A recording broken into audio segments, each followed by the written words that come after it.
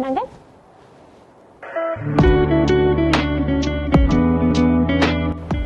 Hi guys, okay, so Ala tengah pegang salah satu koleksi Raya daripada Jimmyscarves. Okay, nampak tak? Betapa cantiknya design dia. Okay, so kita akan buat tutorial.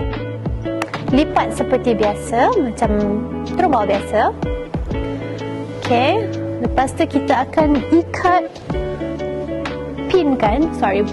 pinkan bawah ni macam biasa juga. Okay, Allah. Okay,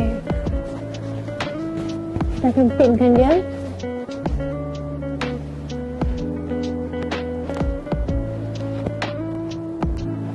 Alright, okay. Lepas pinkan tu betul-betul ke awning dia, nampak tak? Ala pin je awning dia terus. So senang nak bentuk. Ala akan lipat sikit.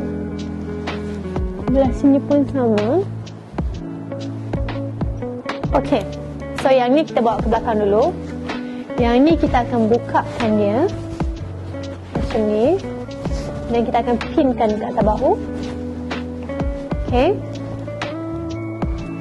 Oops. Okay, dah pin. Kita akan ambil yang ni macam ni. Kita akan masukkan bawah tudung. Okay, so basically tangan Ala nanti akan ambil daripada sini. Okay, so pusingkan ke belakang dan ambil yang bawah tu. Okay, ada. Okay, terpulang nak pin dekat dalam ni pun boleh, kalau tak nak pun tak apa. Sebab dia dah ketat kan, so dia tak akan longgar-longgar. Dia tak akan terbuka. And then, dah siap. Senang kan?